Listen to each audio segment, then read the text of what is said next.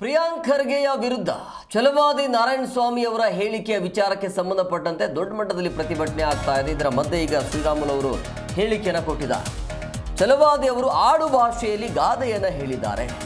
ಅದಕ್ಕೆ ಇಷ್ಟು ಸೀರಿಯಸ್ ಯಾಕೆ ತೆಗೆದುಕೊಂಡ್ರು ಗೊತ್ತಿಲ್ಲ ಅಂತ ಕಲಬುರಗಿಯಲ್ಲಿ ಮಾಜಿ ಸಚಿವ ಶ್ರೀರಾಮುಲು ಹೇಳಿಕೆಯನ್ನು ಕೊಟ್ಟಿದ್ದಾರೆ. ಇಷ್ಟು ದೌರ್ಜನ್ಯ ರಿಪಬ್ಲಿಕ್ ಕಲಬುರಗಿ ಆಗೋಕೆ ಬಿಡೋದಿಲ್ಲ. ಯಾವ ಮುಖವನ್ನು ಇಟ್ಕೊಂಡು ಸಂವಿಧಾನ ಹಿಡಿದು ಓಡಾಡ್ತೀರಿ?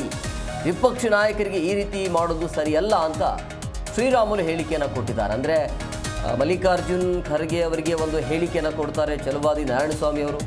ಅದನ್ನು ಹೇಳಿಕೆ ಕೊಟ್ಟಾದ ನಂತರ ಕಾಂಗ್ರೆಸ್ ಕಾರ್ಯಕರ್ತರು ಅಥವಾ ಈ ಪ್ರಿಯಾಂಕ್ ಅವರ ಆಪ್ತರು ದಿಗ್ಬಂಧನವನ್ನು ಮಾಡ್ತಾರೆ. ಅದನ್ನು ಖಂಡಿಸಿ ಇವತ್ತು ಕಲಬುರಗಿಯಲ್ಲಿ ದೊಡ್ಡ ಮಟ್ಟದಲ್ಲಿ ಹೋರಾಟ ಪ್ರತಿಭಟನೆ ಆಗ್ತಾ ಇದೆ. ಇವತ್ತು ಅದೇ ಜಾಗದಲ್ಲಿ ಶ್ರೀರಾಮುಲು ಈ ರೀತಿಯಾಗಿ ಹೇಳಿಕೆಯನ್ನು ಕೊಟ್ಟಿದ್ದಾರೆ.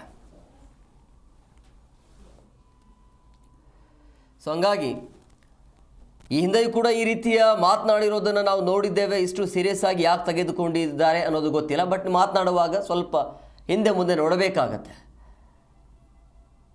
ಬಟ್ ಏನೇ ಮಾತನಾಡಿದರೂ ಕೂಡ ಬಹಳ ಎಚ್ಚರವನ್ನು ವಹಿಸಬೇಕಾಗತ್ತೆ. ಯಾಕಂದರೆ ಕಾರ್ಯಕರ್ತರು ಸರಿ ಇರೋದಿಲ್ಲ, ಯಾರೂ ಕೂಡ ಎಲ್ಲರೂ ಒಳ್ಳೆಯವರಾಗಿರ್ತಾರೆ ಅಂತ ಹೇಳಲಿಕ್ಕೂ ಕೂಡ ಆಗೋದಿಲ್ಲ.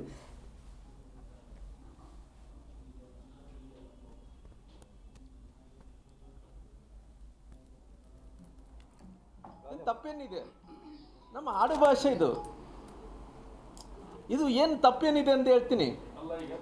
ಬಹುಶಃ ನರೇಂದ್ರ ಮೋದಿಜಿಯವ್ರನ್ನ ಇವ್ರನ್ನ ಎಷ್ಟು ಮಾತಾಡಿದ್ದಾರೆ ಹೇಳ್ರಿ. ವಿಶ್ವಸರ್ಪ ಅಂತಾರ, ಕೊಲೆಗಡಕ ಅಂತಾರ, ಸಾಯೋರ ವ್ಯಾಪಾರಿ, ಸಾವಿನ ವ್ಯಾಪಾರಿ ಅಂತಾರ. ಎಷ್ಟು ಮಾತಾಡಿಲ್ಲ ಹೇಳ್ರಿ. ಅಲ್ರಿ, ಈ ರೀತಿ ಹಾಡು ಭಾಷೆಗಳನ್ನು ಬಹುಶಃ ಅವರೆಲ್ಲ ನಾಯಕರು ಪ್ರಧಾನಮಂತ್ರಿಗಳು ಬೆಳಗ್ಗೆ ಎದ್ರೆ ಬೈತಾರ. ಬೈದಿದ ತಕ್ಷಣ ಏನು ಹೇಳ್ತಾರೆ? ಅವ್ರು ಹೇಳೋದೇನಪ್ಪ ಅಂದರೆ ನಮ್ಮ ಹಳ್ಳಿ ಭಾಷೆ ಆಡು ಭಾಷೆಪ್ಪ ಮಾತಾಡ್ತೀವಿ ಅಂತಾರೆ. ಅದು ಯಾವುದು ಈ ಸೀರಿಯಸ್ನೆಸ್ ಅಲ್ಲ. ನಂದು ಪ್ರಶ್ನೆ ಏನಂದರೆ, ಇವತ್ತು ಈ ಭಾಷೆಗಳು ನಮ್ಮ ಕರ್ನಾಟಕ ರಾಜ್ಯದಲ್ಲಿ 10 ಕಿಲೋಮೀಟ್ರಿಗೆ ಒಂದೊಂದು ಭಾಷೆ ಇರ್ತಾವ್ರಿ. ಯಾವುದು ಇಷ್ಟು ಸೀರಿಯಸ್ನೆಸ್ ತಗೋಬಾರ್ದು. ಯಾಕಂದರೆ ನಾನೇನು ಹೇಳ್ತೀನಿ, ಇವತ್ತು ವಿರೋಧ ಪಕ್ಷದ ನಾಯಕರು ಸಂವಿಧಾನ ಹುದ್ದೆದಲ್ಲಿದ್ದಂಥವ್ರು. ಒಂದು ಅರ್ಥ ಮಾಡ್ಕೊ, ಸಂವಿಧಾನದ ಹುದ್ದೆ, ಈ ಸಂವಿಧಾನ ಹುದ್ದೆಯಲ್ಲಿದ್ದಂಥ ವಿರೋಧ ಪಕ್ಷದ ನಾಯಕರಂಥ ಛಲವಾದಿ ನಾರಾಯಣಸ್ವಾಮಿಯವರು ಅವರು ಆಡು ಭಾಷೆಯಲ್ಲಿ ಏನನ್ನು ಮಾತಾಡಿರ್ಬೋದು.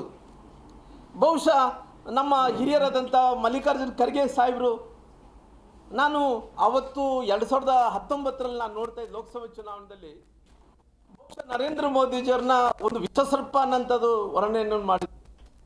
ಅಂದರೆ ಬೆಳಗ್ಗೆ ಎದ್ರೆ ಕಾಂಗ್ರೆಸ್ ಅವರು ಇಡೀ ದೇಶದಲ್ಲಿದ್ದಂಥ ಕಾಂಗ್ರೆಸ್ ಲೀಡರ್ಲೆಲ್ಲ ಎಲ್ಲರೂ ಕೂಡ ಯಾರನ್ನು ಬೈತಾ ಇದ್ದಾರೆ? ನರೇಂದ್ರ ಮೋದಿಜಿಯವ್ರನ್ನ. ಶಬ್ದಗಳು ಹೆಂಗಿರ್ತಾವಂದ್ರೆ ಆ ಶಬ್ದಗಳನ್ನ ನಾವು ವರ್ಣಿಸೋಕ್ಕೆ ಆಗಲ್ಲ.